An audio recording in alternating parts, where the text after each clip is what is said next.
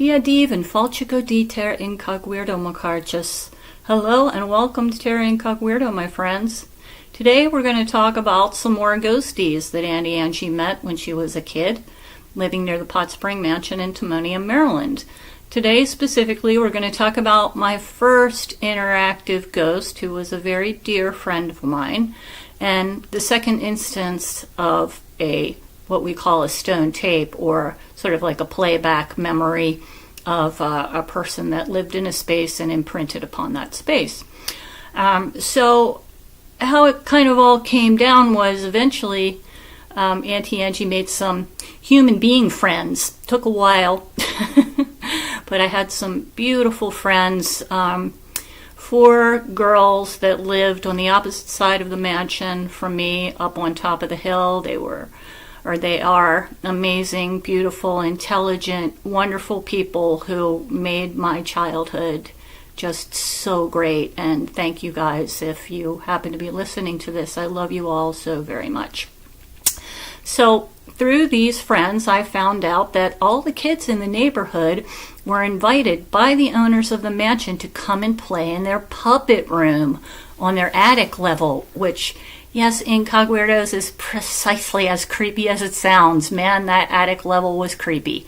But the puppet room itself was miraculous. A full room with a raised stage that had a platform behind it that was screened where you could go to manipulate the puppets. Now, there was a closet full of puppets, and these weren't little hand puppets, friends. No, indeed. These were full-blown marionettes, almost as big as me at like 7 and 8 years old, and all handmade and probably from the turn of the century. They were really amazing and super creepy, man. I just don't even know how to describe how creepy they were.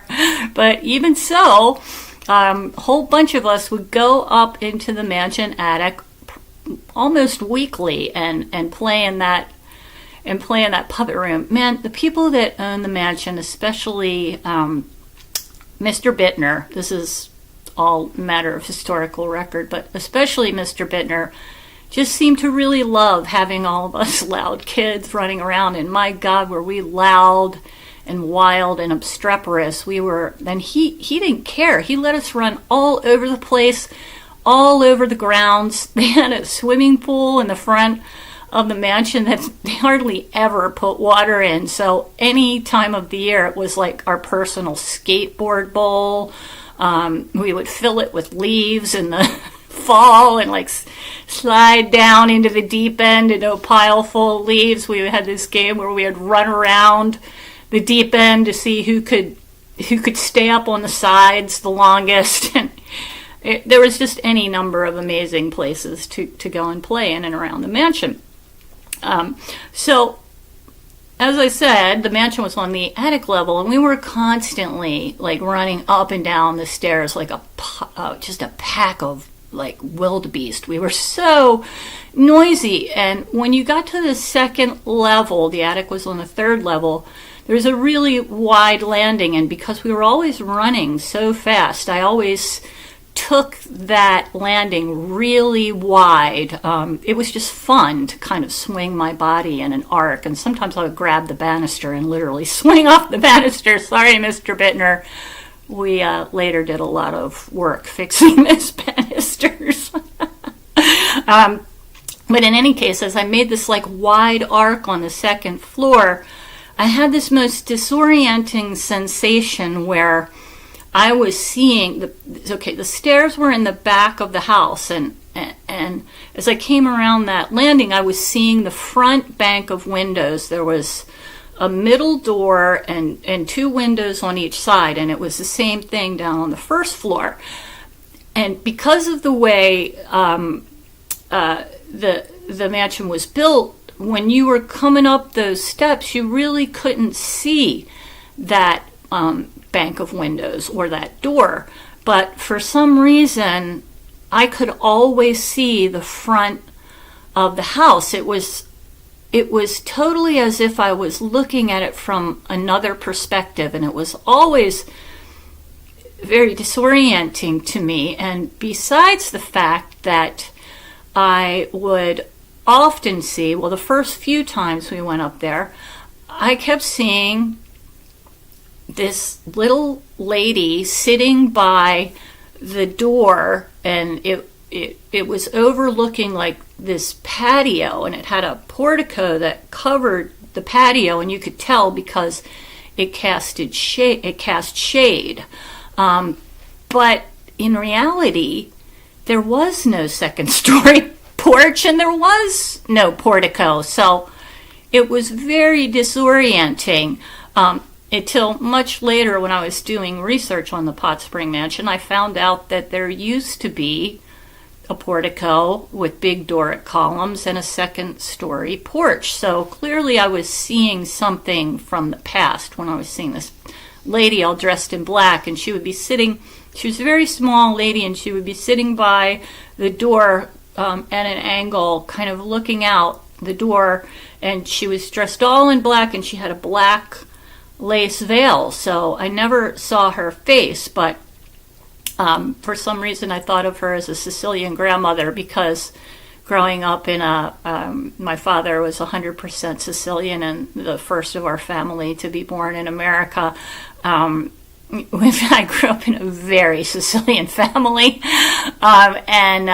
So that lady sitting by the door looked like any number of Sicilian grandmothers that I had seen in my life. So that's what I thought of her as, a Sicilian grandmother. But she never reacted to us. It was as if she was stuck in time. She was always sitting in the same position, looking out the front door on the second floor towards the Hampton Mansion, which you could see, and it was about 10 miles south of the Pot Spring Mansion.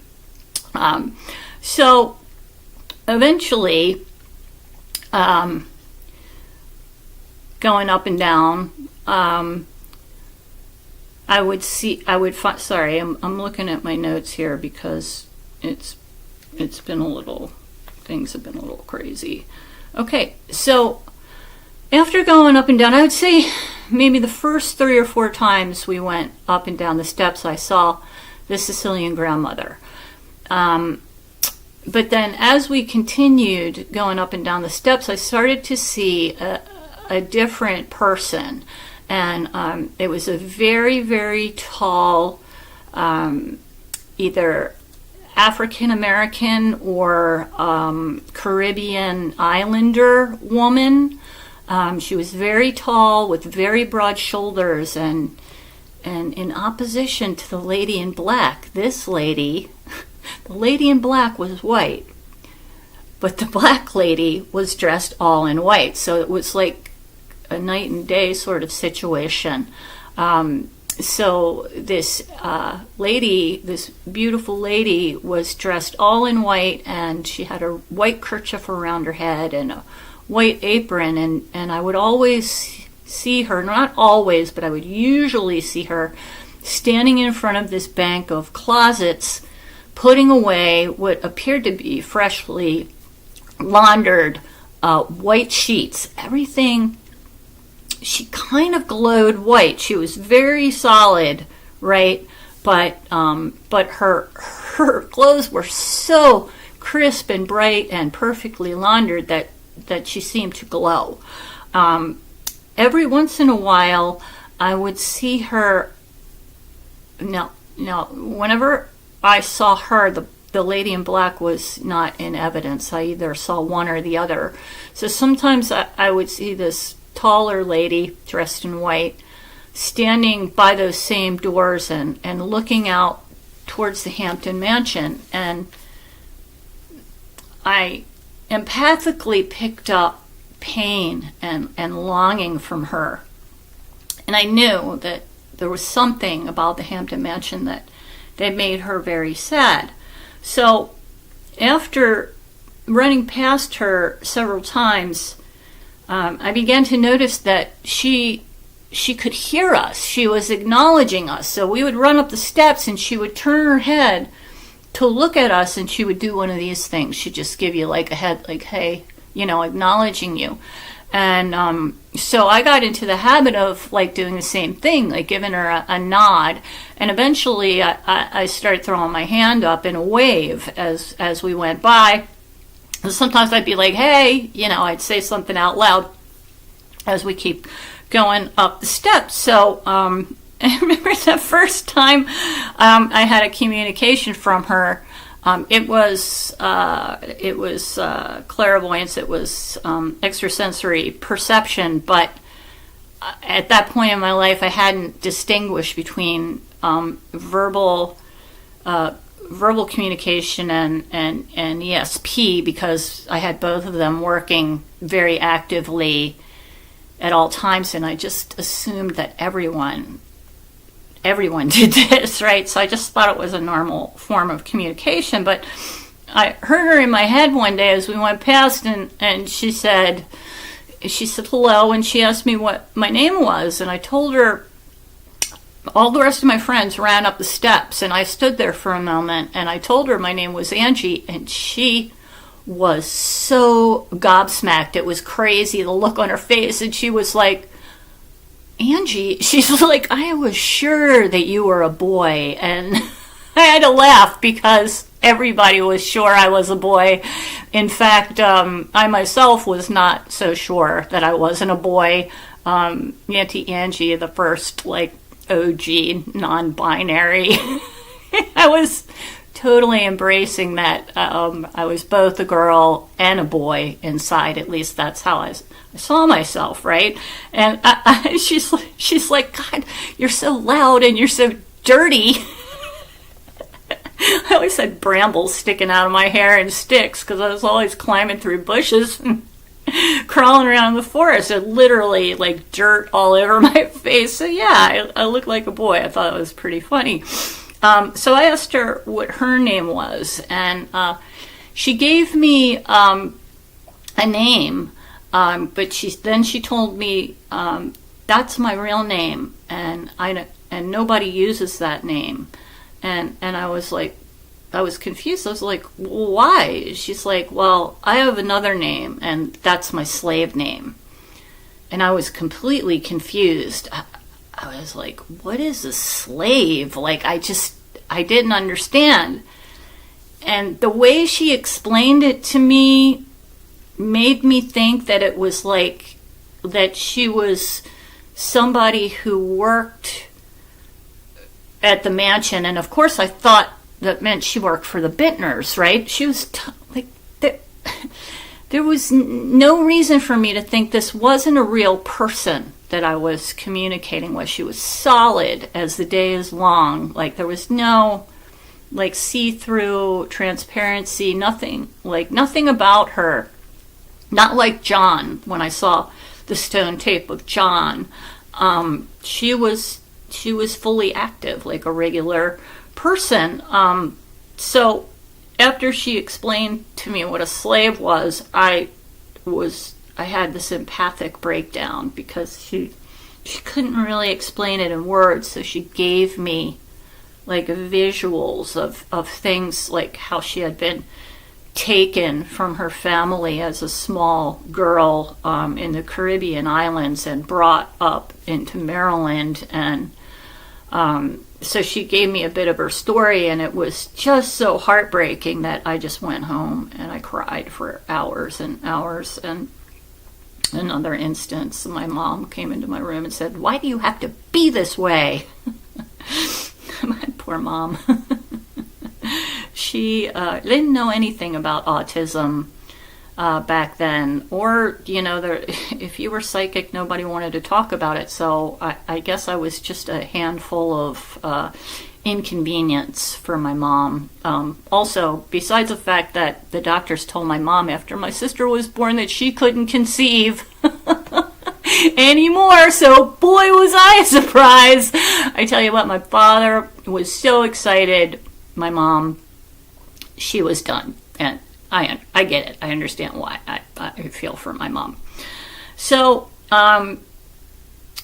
after we had this initial introduction, every time I went by, she would tell me a little bit more about herself, and And I asked her why she was always staring at the Hampton Mansion, and she told me this just heartbreaking story that her daughter had been sent there as a slave. She was traded when she was really young, or given over to Hampton. I'm not sure what if money exchanged hands or if it was to repay some sort of debt or whatnot.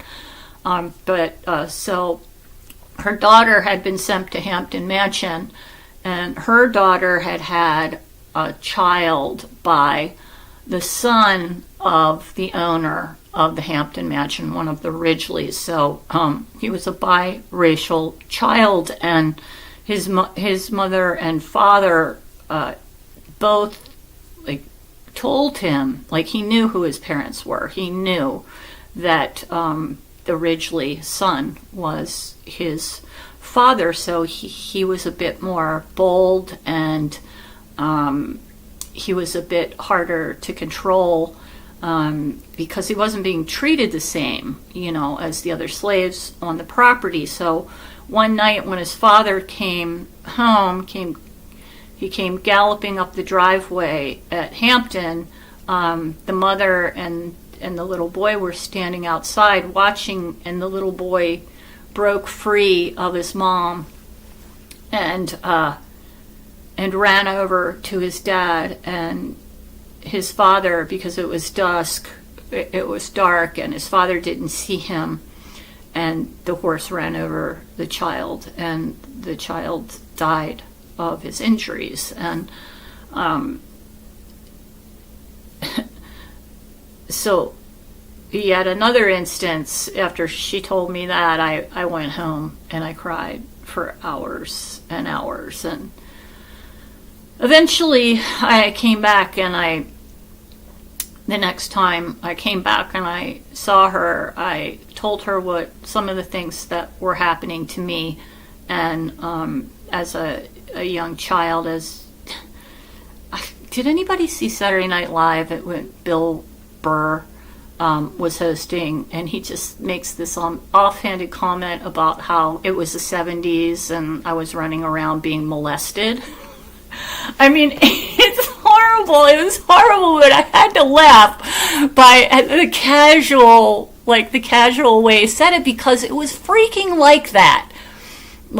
I was being molested, left and right, until I got big enough to start fighting off of these people. Many of them were related to me, and many of them weren't, but it was almost like, I don't know how to describe it. It was just something that happened, and I believe that it happened to many people. I just don't think that I am. Yeah, I think many people have experienced this kind of childhood where you were being molested. So I went to Betsy. Oh my goodness. Sorry, I didn't want to say her name. I'm sorry, Betsy. That's not her real name. That was her slave name, because I will not say her real name. So I went to her and I explained what was happening to me, and we trauma bonded. She ended up being one of my best friends and closest confidants, and I felt very safe in her presence. So one day when there were 5 or 6 of us were running up the steps, and we did the same thing that we always do. And I got to the landing and I waved and I said, "Hey." And this time, one of my friends stopped me. And she looked at me and she said, "Angie, what are you doing? Why do you always wave?" And I was like, I'm waving at the lady right there. And my friend looks over and she's like, "Angie, there's nobody there." And I was like, it was like somebody poured a bucket of ice cold water over me. I almost felt I was going to have a heart attack, because I just did not understand. And that, because look, autism, you don't, when you don't understand something, most of the time you think people are screwing around with you. They're pulling your leg, and that's exactly what happened here. I didn't know she was telling me the truth. I thought she was just having fun with me, which unfortunately happened to me a lot. Not with my friends up on the hill. They were wonderful people, and they would never torment me that way.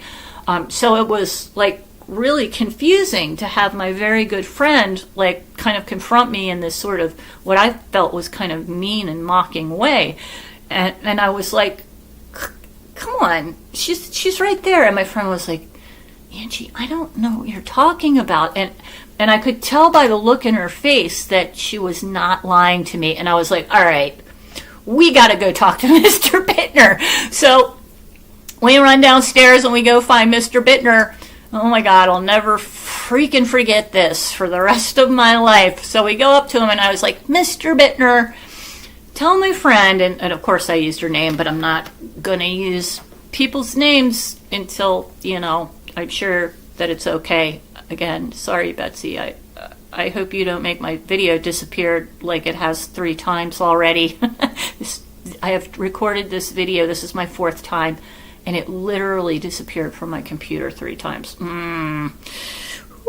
Okay, so we find Mr. Bittner, and I'm like, Mr. Bittner, please explain to my friends about the lady that works on the 2nd floor. And I wasn't going to use the word slave because I didn't get the feeling that Betsy was talking to me about the Bittners, although I wasn't sure because I didn't understand what was going on. Clearly, I thought I was talking to somebody in the same frame of time and space as me. Why wouldn't I think that, right?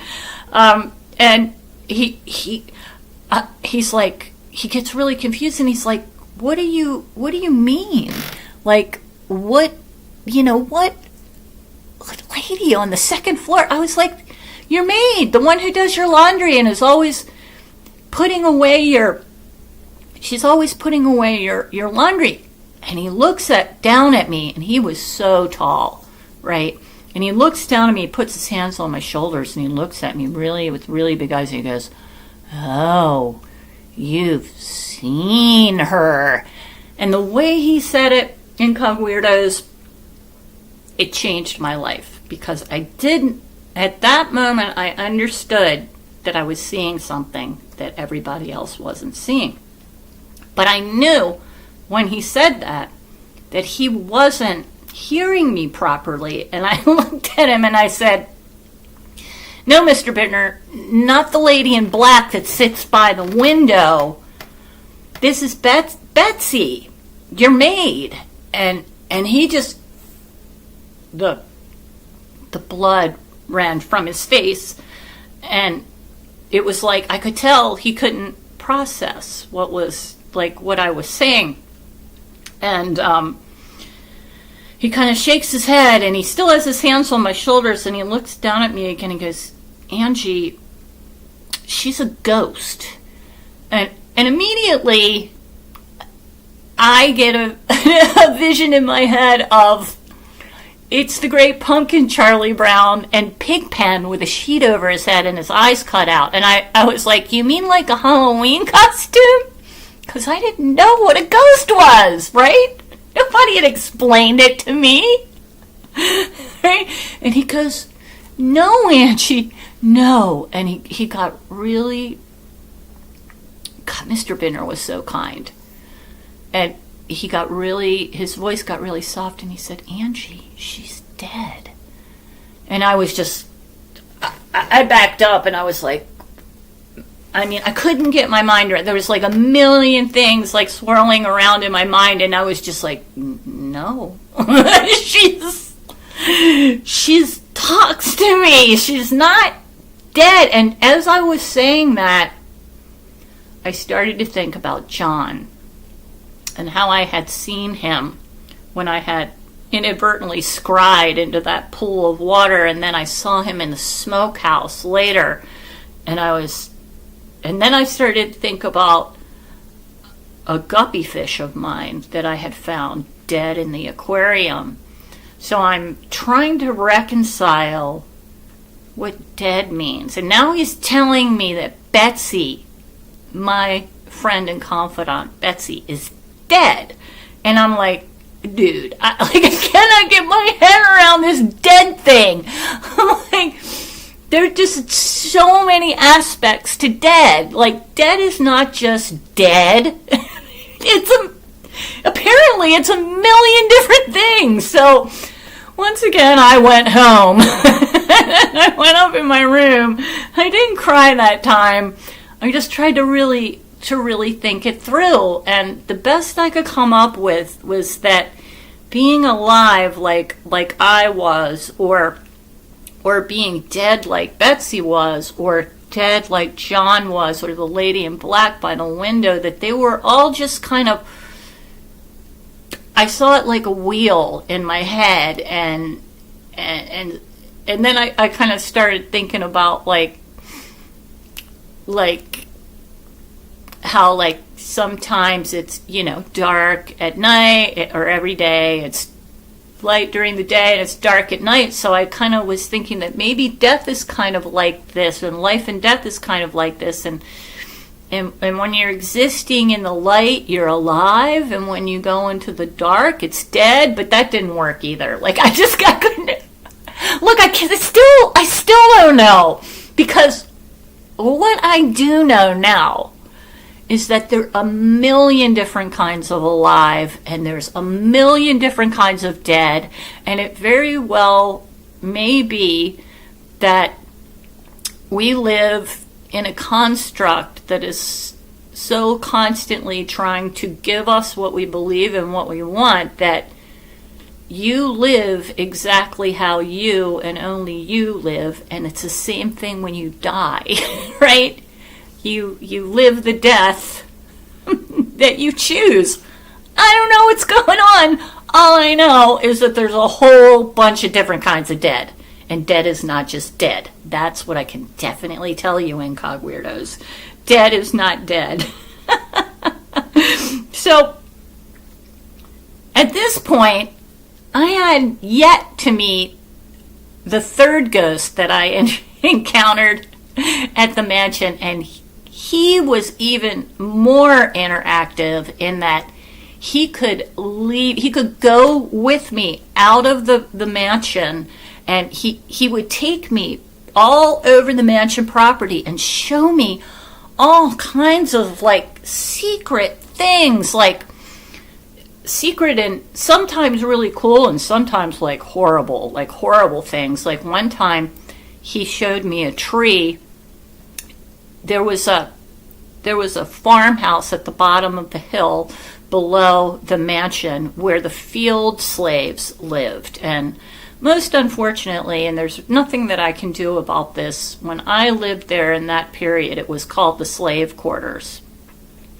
So he took me down to a tree in front of the slave quarters, and he showed me where these chains had been, like, the tree had grown up around these chains, and he showed me with his mind's eye that people had been chained to that tree and whipped. Yeah, that was one of the horrible things he showed me. But mostly, I mean, he was doing that because he wanted me to understand what it was like to be a slave. Like, you know, as if I needed to be traumatized more on that score after experiencing John's death and Betsy's trauma. But, you know, by the time I was 10 years old, I was fully aware of how awful and just immoral slavery is. So, yeah, man. It was a crazy childhood. So I have some upcoming videos, and one of those videos is going to be about the third ghost, the one who could go out on the property with me. And I wrote a story about that, which I submitted to Belief Hole, but I haven't had any indication that that Belief Hole is going to read it. So I might read that story, or I might just tell you the story rather than reading it the way I wrote it down. And another video I'm going to do is a historic deep dive. The Tuatha De Danann video seemed like y'all really liked it. Got way more plays than like any of these kind of videos. I know, it's kind of boring just listening to somebody talk maybe, or you're just not interested, or you don't like the way my face looks, or I'm a weirdo. Thank you.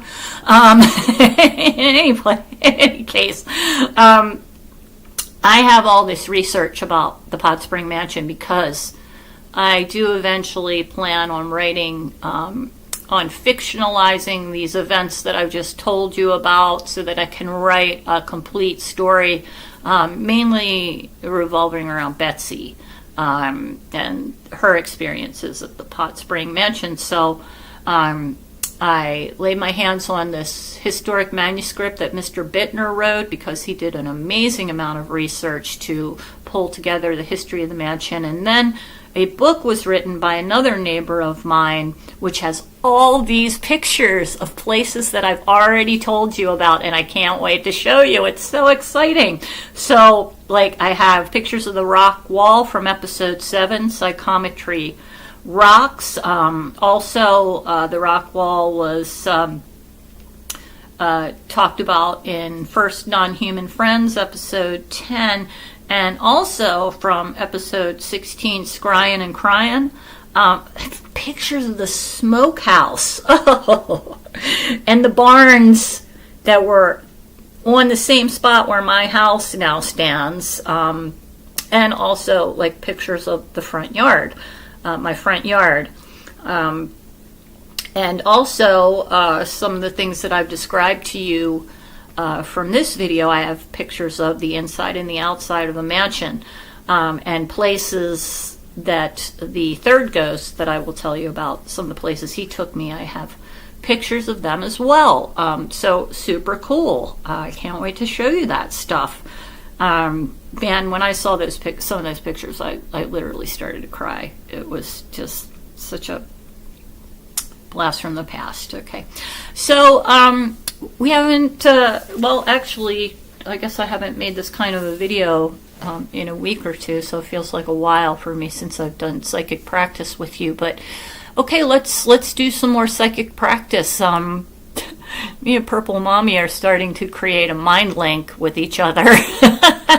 We are apparently thinking about the same things at the same time, but that's not uncommon for people who do psychic practice together. So come on, guys, let's exercise our psychic muscle and let's all try some psychic practice. Let's, y'all, all you Incogweirdos out there, join in with me and Purple Mommy. I'm sure we would love some other weirdos to play with. Okay, so I'm going to look at something in my environment 3 times, and I will look at you right in the camera, and then down in the comments below, please tell me what you think it is that I was looking at. Okay, so here we go. I'm looking at the object. Looking at the object. Okay, I'm looking at you. I'm envisioning the object. I'm saying what it is in my mind, and I'm describing it. I'm describing the color. Okay, looking at it again. Okay, looking at you. Okay, one more time.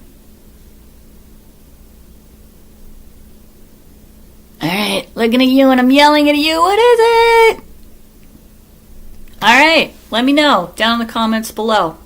And hey, Incogweirdos, if you have any stories that may relate to what I told you today, or any Incogweirdo stories at all, they don't need to be paranormal. They can just be about general weirdness that happens during your day or in your life. I will be giving you some of those videos eventually.